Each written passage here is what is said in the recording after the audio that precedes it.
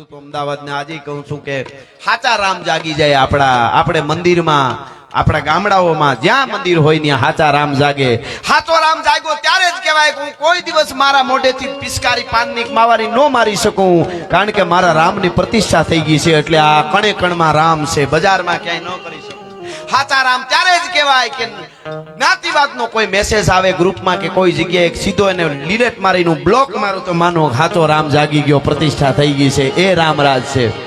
હા, આમાં કોઈ જ્ઞાતિ જાતિની વાત નથી. એક ઝટકામાં ભારતની આન બાન ને શાન ઊંચી કરી દીધી હતી એવા ડોક્ટર અબ્દુલ કલામની જનતાને મારા 100 સલામ છે. અબ્દુલ હમીદ કોક દીક વાંચો તો ખબર પડે. આ લૂડો માન બીજે સમય નો બગાડતા. આ પબજી વખતે તો મેં બહુ કીધેલું, એટલે બધા એવું ન હોય, પણ આ તો કેવું, મારી તમે મને પ્રેમ કરો છો ને ચાહો છો એટલે હું આ વાત, અને માને છે બહુ મારું. બાપો બાપો આ તો જુનાણું છે. આપણે તો આપ સિંહની ધરતી છે, હાવજની ધરતી છે. તમે જો આપણે ગૌરવ લઈ શકીએ. કોઈ પણ આવ્યું હોય બહારથી સિંહ જોવા માટે આવ્યું હોય કોઈ, અને આપણે અહીંયા ભવનાથ બાજુ આટો મારે કે ગીરમાં, અને ડાલામાં તો ધીરો ધીરો ધીરો ધીરો ધીરો આડો ઉતરે. અત્યારે હું કઈ બાજુ ક્યારે કેવું ઉપાડું એકચ્યુઅલી નક્કી નથી. હા, ઘડીક મણિયારો, ઘડીક સપાખરા. અમારી ટીમે જો અદભુત હાવ તૈયાર થઈને આમ જોરદાર તાળીથી વધાવી લઈએ એકવાર આખી ટીમને બધા. અને તમે કાંઈ, અમે બધા અભણશે હાવ. આ તો થોડું થોડું સાહેબ ભણેલા, હું તો હાવ મારું લીલા પાણી ને તો હજી નિહાળ નથી ન્યા. એટલે ભણજો બહુ, પણ એવું કદાચ ઓછું હોય તો એવું ન માનવું કે હું કઈ ન કરી શકું. કે અંદરનો રામ જ્યારે જાગી જાય ને ત્યારે દુનિયા તમને ભણેલી લાગે, તમે ભણેલા લાગો. એ હાવ હકીકત છે. એટલે એક કહેવાનો અર્થ મારો એ છે કે હાવ જ તમે હાલ્યા જતા હો અને ગાડી લઈને આપણે હિરણ ને કાંઠે, પોપટડીને કાંઠે કે મસુંદરીને કાંઠે, ખીંગડાને કાંઠે ધીરો ધીરો આડો ઉતરે. પંજા નાખતો ગાવીયો સિંહ, ડાલામાં તો બાળ જાળ ડાટાળો હાથીયો કેતો ડુંગરા, હાથીયા મંગોરા ધૂળ, હાથીયા પતિયા મત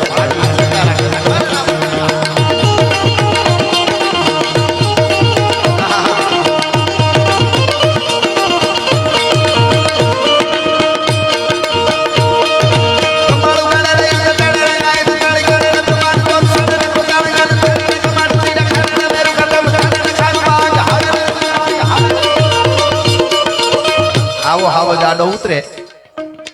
અને આપણે જોઈ લઈ હાવજને ખોટી એન્ટ્રી પાડવી જ ન પડે. સમાજમાં ખોટા સ્ટન્ટ ને ન કરવા. આમ ઘણી જગ્યાએ આપણે એમ થાય થાર હાથમાં આવી જાય તો આમ ઉલાળીને રોડ માથે આમ કરીને આમ બહુ ખોટા સ્ટન્ટ કરે ને કોને કરવા પડે ખબર? જંગલમાં આપણે બધા ખબર હોય, જંગલ આપણે બધા બાજુમાં હેઢાડીને, શેઢાડી શું કરે ખબર? ફૂ ફૂ. એટલે ચોકમાં, બજારમાં, કોલેજમાં બહુ ફૂ કરતો હોય માનું. પણ ઓલો તો કરમદીના ઢુવા આડો બેઠો હોય અને જેવી તેવી જટા દેખાય એટલું જ થાય, એ અહીંયા બેઠો. ચશ્માના નંબર વયા જાય. હાવજા ડાણસી હાકજ્યા હા ભળે પડે વેરી તણા ગાઢ પોછા. એને કોઈ, અને ઈ જોઈ જાય કોઈ આડી આડો ઉતરે ને બહારથી કોઈ આવ્યા હોય ને જોઈ જાય, ઘરે વયા જાય પાછા એના શહેરમાં. અને પછી 1 વર્ષ નહીં, 2 વર્ષ નહીં, 20 વર્ષે પાછા ગીરમાં આવે. અને બધાય ઠેકાણા ભૂલાઈ ગયા હોય, બધાય ઠેકાણા યાદ ન હોય. પણ મિત્રો ઈ ઠેકાણો આવે ને ત્યાં યાદ આવે 20 વર્ષ પહેલા અહીંયા આડો ઉતર્યો તો જેની મુલાકાત ન ભૂલાય એને સિંહ કહેવાય. ભલા માણસ જાત કમાણી કરીને ખાઈ સિંહની જાત. દાદ બાપુ આ નક્કી કરજો. અહીંયા જેટલા એ પરફોર્મન્સ જે કર્યું છે દીકરીઓ દીકરાઓ એની પાછળ એની કલાકોની, દિવસોની, મહિનાઓની મહેનત હશે. હો, આ નશો આપણને લાગી જાય ને એટલે પછી ભારતની નકશો કંઈક બીજો હોય છે. આ વાત હાવ હકીકત છે. હો, બહુ સાચી વાત છે. અને જાત કમાણીની જ આ વાત આવી. બાપના પૈસે જે ખાવ મોજ કરતા હોય ઘણા ને, હું કઈક તું કઈ સૌ જ નહીં એને કહી દેવાનું, તું નકરું વળ જ ખાશો, તને બીજી કાંઈ ખબર નથી. હા, તારો બાપ મોટો હોય એટલે તને એમ કે હું જેમ કરું એમ હાલે એમ. કોઈ નાનામાં નાનો માણસ એને કોઈ વિચારવાનું નથી હું કાંઈ નથી, હું નાનો નથી. ધારો એ કરી શકો. અંદરની જે તાકાત પડી છે, અખિલ બ્રહ્માંડના માલિકે જે તાકાત આપી છે એની સામે કોઈ જીતતું નથી. સત્ય હોવું જોઈએ. વાત એ એટલી હકીકત છે.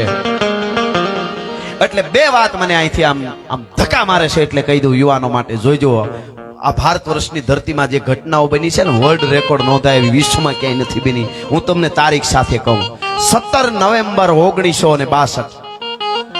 2 પ્રસંગ ખાલી, એક જુવાનોનો એક દીકરીનો. 2 પ્રસંગ મારે કેવા છે ને એક પછી ઓખો થોડોક લઈ આવું મને આમ તમારો બધાનો.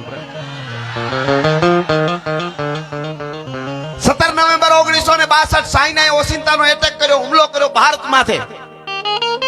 અને ભારત વર્ષની ધરતીને ચારે બાજુથી આફ્રિકાના જંગલમાંથી નીકળેલો ડેકારી નામનો અજગર શિકારને ભરડામાં લેવા માંડ્યું ચાઇના. એની પાસે આધુનિક હથિયારો વધારે હતા આપણા કરતા. આપણી સેના પાકિસ્તાન બોર્ડર ઉપરથી વધારે જોશ, એમાં વધારે સારું રાખ્યું હતું હથિયારો ને બધું. ચાઇના અને આપણને એમ હતું કે હિન્દીસીની ભાઈ ઈ કઈ નહીં કરે એવું હતું. અને ઓસિંતાનો એને હુમલો કર્યો. આખી વાત નથી કરતો. એમાં અરુણાચલ પર્વતની માથે આપણી સેનાની જે ટુકડી હતી, તાકાત કોને કહેવાય, અંદરની તાકાત જોઈજો. અને ઈ ટુકડીને કંટ્રોલ રૂમમાં કહેવામાં આવ્યું, તમારી ટુકડી લઈને જલ્દી નીચે આવી જાઓ. અને ચાઇનાએ ઓસિંતાનો હુમલો કર્યો, તમે બધા શહીદ થઈ જશો, આપણી જીત નહીં થાય. અરુણાચલનો એટલો ટુકડો એ ભલે લઈ જાય, નહીં ત્યારે આગળ જોઈ લેશું, પણ અત્યારે તમે નીચે વયા આવો. હવે ઉપરથી હુકમ થયો છે એટલે વયા આવ્યા, એમાં કોઈ ઓલી વાત નથી. બધી સેના આપણી ધીરે ધીરે ધીરે ધીરે નીચે ઉતરી. ઈ પહાડો, અરુણાચલ પર્વતના ઈ કોતરો, ઈ પહાડો, ઈ પથ્થરો, ઈ ઝાડવાઓ ઈ નીચે ઉતરી ગયા. નીચે ઉતરતા ઉતરતા અંધારું જામમાં માંડ્યું. દી આંખમાં અંધારું થયું. એમાં 3 યુવાનોની અંદર રામ જાગ્યા. ભાઈ, આ રામ જાગ્યા કોને કહેવાય એટલા માટે કહું છું. કાંઈ ન હોતા પવન પાણી જાળા થાળા, અહંકાર વેદ વાણી મંત્ર જંત્ર ન હોતા, વિવેક અને ધર્મ કર્મ ચંદ્ર સૂર્ય ન હોતા, આકાશ ધારા રામૈયા રામી રામા હુતા આપે. એ અંદરના રામ જાગ્યા 3 યુવાનોને. હો સાહેબ, એને એના મગજ ફર્યા. આ ઝૂકેગા નહીં સાલા, ઈ હમણાં આવ્યું, ઓલું તો તેદી કરી બતાવ્યું તું 17 નવેમ્બર 1962 સાહેબ એને કરી બતાવ્યું હતું. એ ધીરે દઈને સેનાની ટુકડીમાંથી ખબર ન પડે એમ નીકળી ગયા. 3 યુવાનો નીકળી ગયા. હું તમને હમણાં નામ સાથે કહું. મારે 2 પ્રસંગને એક ઓખો કહીને પછી આપણે સમયના ઓલામાં ઓલું કરશું આપણે પૂરું. અને હું તમને, તમારો પ્રેમ છે ને તમારો હક છે, હું જુનાગઢનો છું. બધાય જ્યારે નક્કી કરશો ત્યારે આપણે મોજ કરશું પાછા. હા, આપણું જુનાણું છે યાર. આ હાવજની ધરતી છે, આ ગરવા ગિરનારની ગીરની ધરતી. એક બાજુ સોમેશ્વર દાદો, એક બાજુ દ્વારકા વાળો. આપણને કેવું ધન મળ્યું છે. આ ધનનો આપણને નશો હોવો જોઈએ. ટૂંકમાં વાત કરું, 3 યુવાનો નીકળી ગયા ટુકડીમાંથી સેનાની. અને ઝાડવામાં કોતરોમાં હતાતા જે બંકરો છોડ્યા હતા ઉપર ત્યાં ગયા. સેનાના વડા હતા, એને નક્કી કરી દીધું, કંટ્રોલ રૂમ માંથી ઉપર કહી દીધું કે આપણા 3 યુવાનો ઓસિંતાનો સાઈનાએ હુમલો કર્યો તો બી ગયા અને સેનામાંથી નીકળી ગયા છે, ભાગી ગયા છે. એને ડિસમિસ કરી નાખો અને ભાગેડું જાહેર કરજો. ઈ જે કરવાનું હતું એ થઈ ગયું. એને એમ કે આ બી ગયા કે ઓસિંતાનો હુમલો કર્યો ને સેનાની ટુકડી છોડી દીધી 3 યુવાનોએ. અને ઓલા ક્યાં પૂગ્યા? બંકરો. આ સત્ય ઘટનાનો પ્રસંગ છે, કાલ્પનિક કહાની નથી હો. બંકરો ખાલી હતા, ત્યાં પૂગ્યા. ઘોર અંધારું. 2000 જેટલી સાઈનાની ટુકડી આવીને બંકરો ઘેરી લેવા માટે ત્યાંથી ફાયરિંગ કરતી હતી. ત્યાં પૂગીને મશીન ગનની ધણેનાથી બોલાવી. ભાઈ, 3ના નામ આપું. એકનું નામ ત્રિલોક નેગી, એકનું નામ ગોપાલ ગોસાઈ અને એકનું નામ યશવંતસિંહ રાવત. ઓસિંતાનો હુમલો થયો. 20 વર્ષના યુવાનો હતા. આ કઈ મોઢામાં ચોકઠું બહાર કાઢે ને હમું નમું કરે ને પાછું નાખે ને પછી ખંભે હથિયાર લે ને એવા ન હોય. કઈ બાપ્પામાં નજરા પાણી પીવા દે તમે, એવા થોડા હોય સેનામાં, એવા થોડા હોય. તરવરિયા યુવાનો હતા. ફારકાંત ભુજ થારકાંત અંગ ઉર રામ રામ ઉલટે ઉમંગ.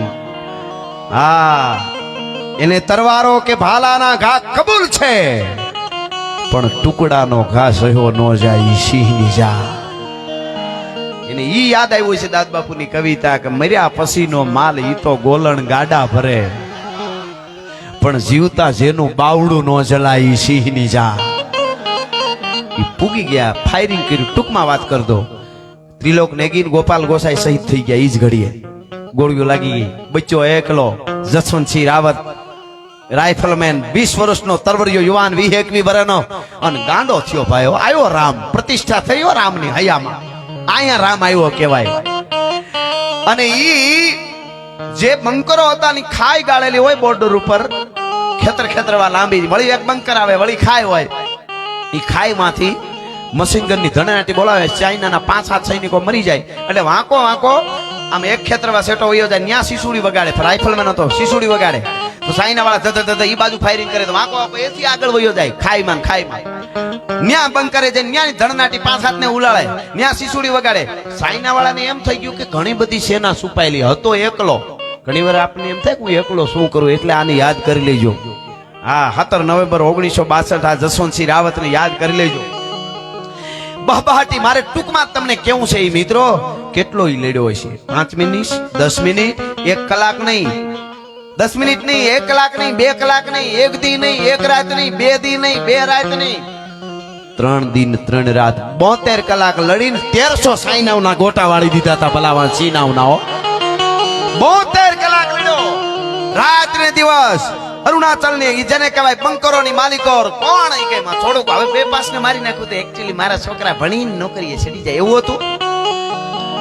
મારા કરોડો હિન્દુસ્તાનીઓ મારી રાહ જોઈને બેઠા છે. જસવંતસિંહ રાવત તારી જનેતાને ધન્ય છે, બોર્ડર માંથી એકલો લડે છે, એના માટે એ લડતો હતો, આ ભારત વર્ષ માટે લડતો હતો. અને મિત્રો, 2 દીકરીઓ શેલા અને નૂરા નામની આખી કહાની જબરી છે. એને મદદ કરતી હતી. ઓલા ચાઇનાના સૈનિકો મરી જાય એને હથિયારો લઈ આવીને આને આપી દે. જાડવા આડો હતાય, બંકરોમાં હતાય, ખાઈમાં હતાય, ફાયરિંગ કરે, ગોરીલા યુદ્ધ જે કહેવાય શિવાજી મહારાજ જે કરતા હતા એ રીતે. અને 3 દિવસ ને 3 રાતમાં એ 72 કલાકમાં 1300 ને મારી નાખ્યા એકલા. એ મગજમાં જેને કહેવાય નો બેહે એવી આ વાત. અને પછી ઓલી દીકરીઓના બાપને સાઈનાને સેનાએ પકડ્યો. ટૂંકમાં વાત કરી દો. પછી એને માર્યો ને એને કીધું કેટલી સેના તમારી છે અમને સાચી વાત કરો. પછી ઓલાએ કીધું કે એકલો લડે છે 3 દિન 3 રાત થી. કે શું વાત છે? કે હા. પછી ચારે બાજુથી આમ પછી તો ખબર પડી ગઈ કે એકલો છે તો શું કરવાનો. અને ચારે બાજુથી એને ભેટો કર્યો, આંતર્યો અને પછી ફાયરિંગ કર્યું, ગોળીઓ લાગી, પકડ્યો, માથું કાપી એને લઈ ગયા ચાઇના વાળા. અને ઈ જસવંતસિંહ રાવતનું પંચધાતુનું સાયનાના વડા એકના કહેવાથી, પોલીસ વડા સેનાના વડાના કહેવાથી એનું પંચધાતુનું એવું ને એવું ઈ જ અણહારનું મસ્તક બનાવ્યું પંચધાતુનું. અને પછી આપણી સેનાના વડાને મોકલીને એને કીધું કે આ તમારી સેનાનો યુવાન 3 દી 3 રાત 72 કલાક અમારી સેના સામો લડ્યો, એકલા એ 1300 ને માર્યા છે. આનું મંદિર બનાવીને પૂજા કરજો. આવું સોરી અમે ક્યાંય જોયું નથી. સાયનાના વડાએ આવું કીધું. આ ઓથેન્ટિક વાત તમારા સામે કરી રહ્યો. આજ પણ હું અરુણાચલ પર્વતમાં જાઉં તો એ ટુકડો જોઈ લેજો. એ ધરતીનો આપણી પાસે નો એકલો યુવાન હતો 20 વર્ષનો. તમે ધારો તો એક જસવંતસિંહ રાવત છો, પણ અંદરનું શૌર્ય જ્યારે જાગી જાય, અંદરની જેને કહેવાય ભાતીગળ વીરતા જાગી જાય, જ્યારે આપણે એકલા છીએ. હું કોઈ દી નથી. સંઘર્ષો યુદ્ધ એટલે કાંઈ તલવાર લઈ હથિયાર તો એવો વખત આવે ત્યારે લડવું જુદી વસ્તુ, પણ આંતરિક યુદ્ધો ઘણા લડવા પડે. કુટુંબના, પરિવારના, નાયતના, જાયતના ઘણા ઘા સહન કરીને આર પાર જાય ને જ્યારે, ત્યારે યુદ્ધ જીતી શકે. એટલે કહેવાનો અર્થ મારો એ છે કે આ ભારત વર્ષની ધરા છે. અને એવી જ વાત એક બીજી કરું એની પહેલા મને ગમતું આ ગીત.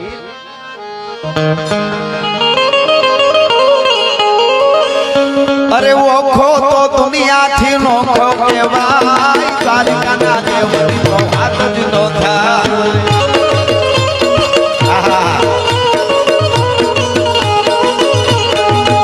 મારો ઓખો તો દુનિયાથી નોખો કહેવાય, મારા દ્વારકાના દેવની તો વાત જ નો થાય.